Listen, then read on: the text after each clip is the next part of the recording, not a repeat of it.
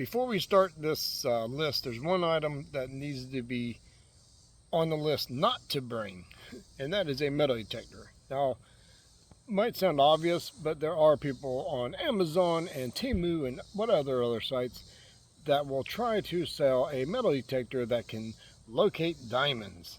Yeah, it won't work. To put it all into a nutshell, to locate a diamond using frequencies, let's just say like using frequencies, your standard metal detector works between 5 to 15 kilohertz. To find gold, you need at least 18 kilohertz, 18 to 70 kilohertz. Now, there are metal detectors like the MineLab's CTX3030. They can go from 1.5 all the way up to 100 kilohertz.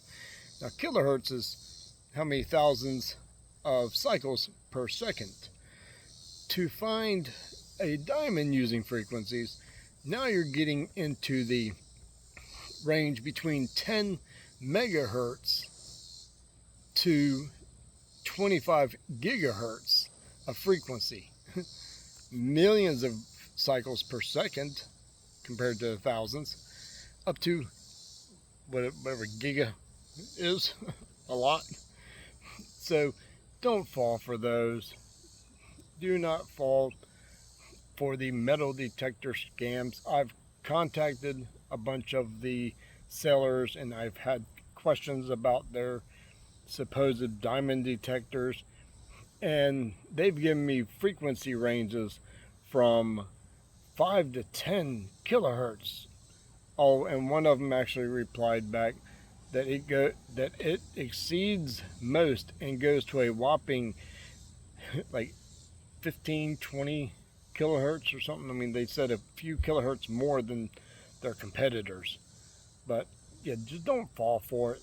It does not work. It's a waste of money, plain and simple. So just wanted to let you know what not to bring. So let's get to this list.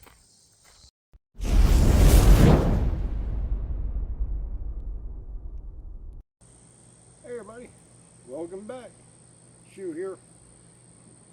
Today we are back in Mosboro, Arkansas at the famous Crater of Diamonds. Last time I was here, I didn't know what to bring. I brought like this little tiny shovel thing.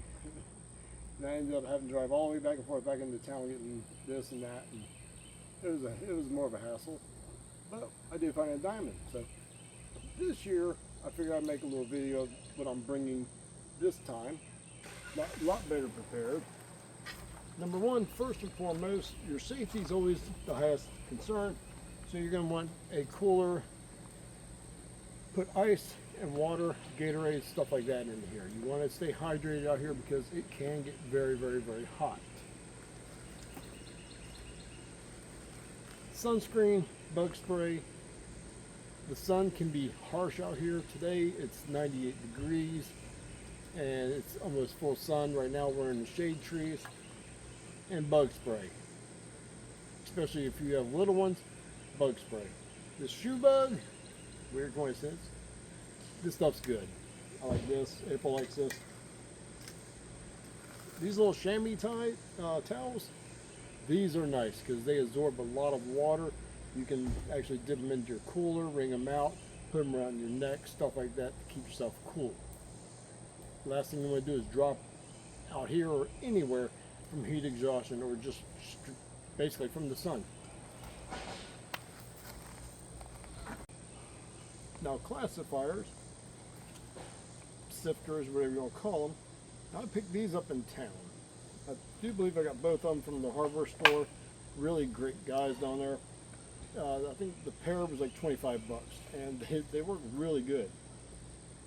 So you can, if you're heading out here, you can stop by the hardware store, and some of the local people also sell them for like 20, 25 bucks. You'll need these.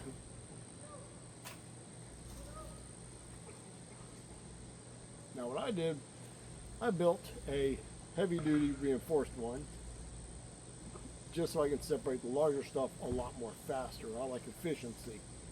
So but you don't need a heavier duty. These right here work perfect.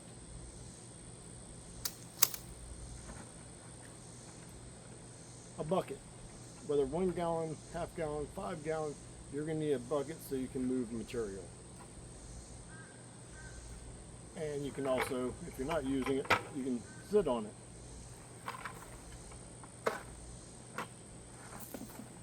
Now muck boots, depends, a lot of that depends on time of year and everything else. If it's just rained or it's rained in the last couple of days, you might definitely want these. Even if it hasn't rained in a couple of days, it could be a couple of weeks. There are some places in here that I don't think have ever seen the sun. And when you start digging down a couple inches, you'll start noticing that the ground can get very wet very fast.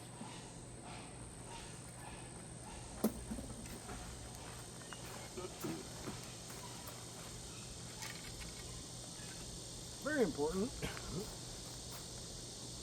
shovels. I've got the medium shovel, short shovel, and just like a little it's a prospector scoop, like just for doing like small samples. This is great because it's very small, folds up, and it's quickly deployable. Then you have this one here where you can actually put some strength into it also.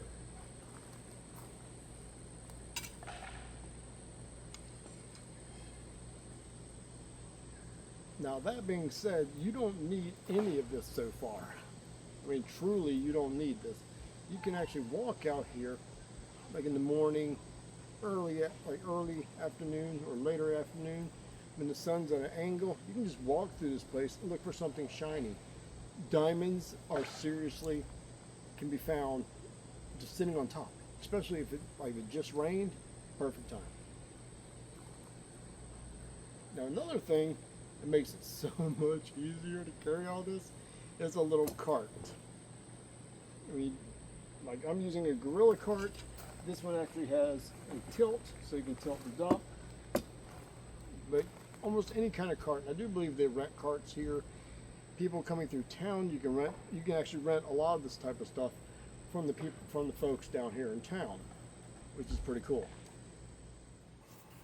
Now a couple optional things that I'm bringing this time that I learned my lesson on is an umbrella. If you notice on my cart, I've got these Velcro straps all over it.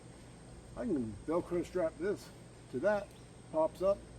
I got a portable shade anywhere I go. And this is one of those larger umbrellas. I think they call them golf umbrellas. I'm not sure. It's made by TaylorMade. I like this one. I'm also bringing a 1/2-inch classifier, and I'm bringing 2 of the Garrett Super Sluice gold pans. Now these are mostly used for gold, but it'll come in handy here because I can always classify my material down smaller before I run it through the smaller classifiers. And this here, I can use these to collect what goes through. It'll collect in here. Then I'm going to simply use go like this. What I just went through, I can go through here and go back and forth until I get smaller and smaller.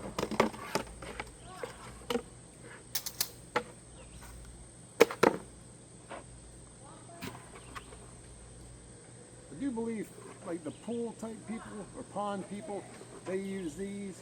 You can make like little fishy stuff like that in there. They're very, very lightweight. I do believe this is ABS plastic, so it's kind of hard to destroy.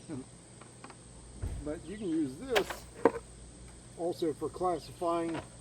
If you want to put water in here, every time you dump something in here, the water is going to help pull anything through. That's not, if it's not bigger, if it's not smaller than these holes, it's not going through. If you get a diamond that's that big, you're doing really good.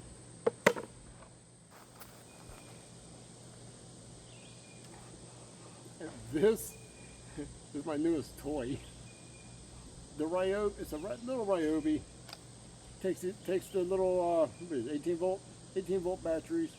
I think I've got like 6 of these batteries, that I don't hardly ever use, so pop it in here and you have yourself a fan. Nice thing about this,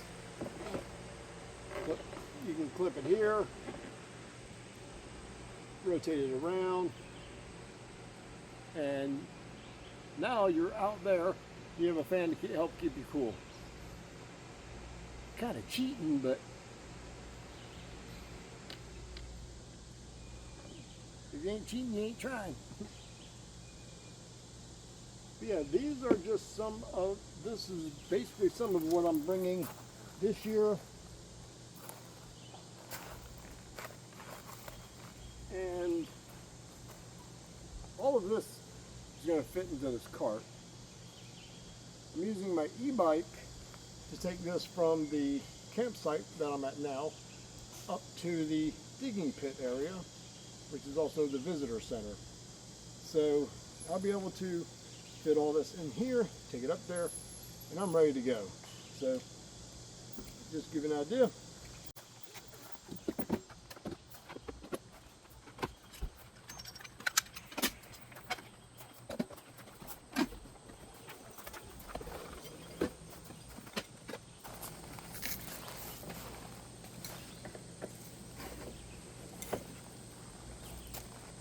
And I am all set. All I have to do is hook this to the bike and roll on out. So hopefully this has been helpful. Hopefully it gives you a little insight of stuff that you can bring, stuff that you might need, will need, won't need. So if you have any suggestions of what else I should bring, go ahead and throw them in the comments below. We're all here to help each other. So until the next one, y'all stay safe out there.